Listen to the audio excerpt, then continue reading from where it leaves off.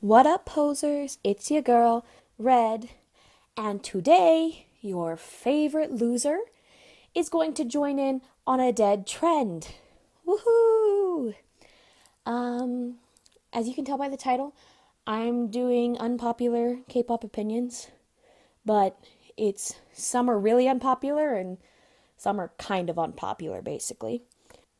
I hope you all enjoy my video, and let's get into it. We're going to start off with something that's incredibly unpopular. I found Jenny and Lisa's raps in Duru Japanese version heavily enjoyable. Now, everybody thought that the words just made no sense, but to me they were kind of cool. If you've heard a lot of classic raps, you notice they make a bunch of pop culture references. Like that by Black Eyed Peas, Talib Kweli rapped, "Where we at ain't nothing pretty, that's the attitude. To be at Fight Club, even Brad had to crack a tooth." As well as many more. If you listen to Hoodie Allen's song Against Me, you notice that he makes plenty of pop culture references as well. Like Wolf on These Beats No Posey is a reference to Tyler Posey, who stars in the TV show Teen Wolf, as well as I See Them Psych but no relation to Wanda.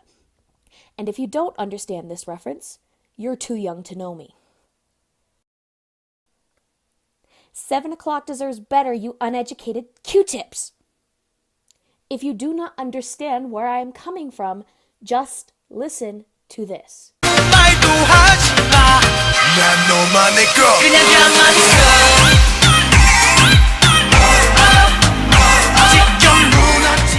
A fucking bop, right?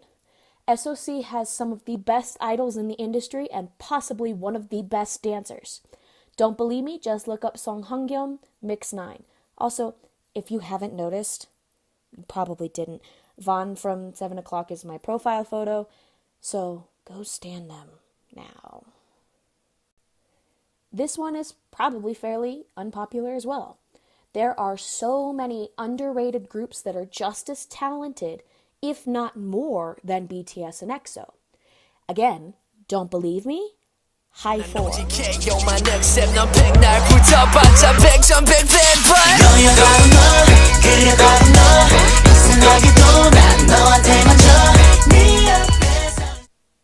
Top Dog.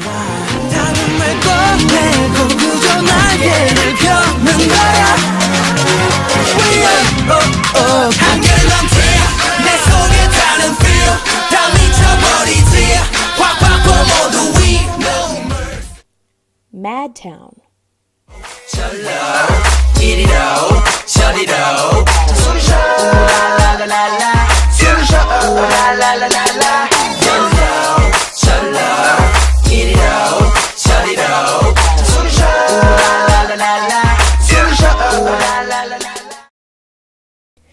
And, of course, the men, the myths, the legends, Cross motherfucking Gene.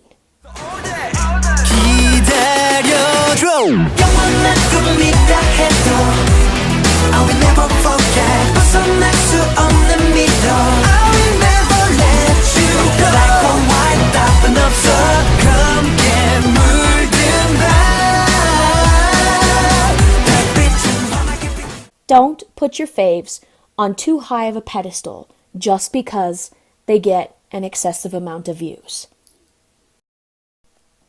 Whew, here we go again, another incredibly unpopular one. Coco Bop was so not my thing. I was super excited for this comeback last year because it was advertised as reggae when it is anything but. I grew up listening to Bob Marley, UB40, and Inner Circle, and to have this song advertised as reggae felt like an insult to these artists' legacy. That's just how I feel about it. I loved Nicki Minaj's rap in Idol. I shouldn't have to say too much. I just found it that good. If you see me out in public muttering this, you know why. It was that good.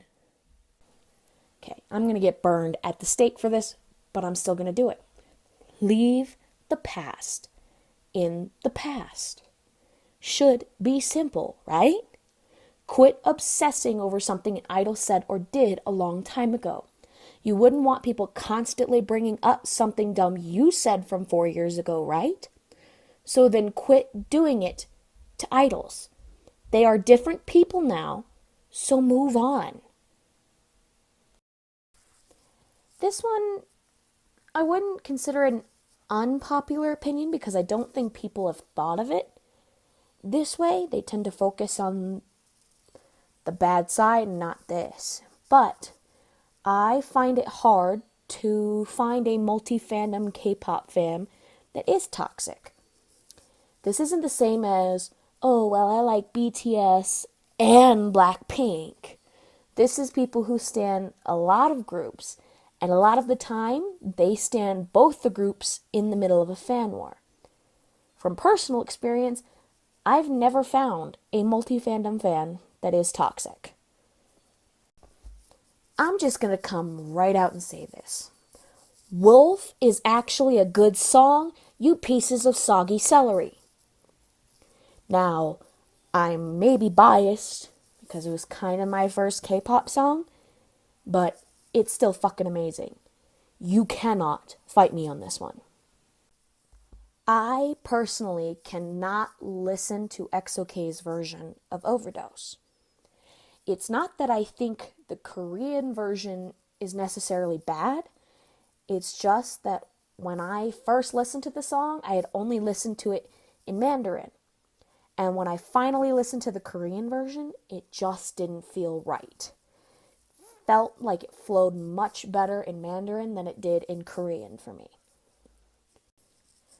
Nobody kill me for this, but I find that Hyuna revealing her and Hyojong's relationship during Triple H promotions was unfair for both Hyojong and Hui. After she revealed their relationship, all Triple H performances were stopped short, and Hyojong is now not going to be able to participate in any form of Pentagon's next comeback. As much as I love the idea of her and Hyojong being happy and in love and dating and not being encumbered by having to hide, I feel like the timing of her revealing it was really askew as Pentagon was on the rise, so was Triple H, and now that the relationship is out in the open, both groups have taken a really deep tank in their ratings. Hiya, quit fucking sleeping on Flower Road, bitches. It's one of the best and probably the most heartfelt Big Bang song, so just go listen to it and quit sleeping on it. As we end with a bang, let's be hella honest here. If it weren't for Sataiji and Boys, your faves would probably be singing songs about how great the South Korean government is. These boys pushed the boundaries with K-pop back in 1995, when really all artists were allowed to do was sing government-regulated songs.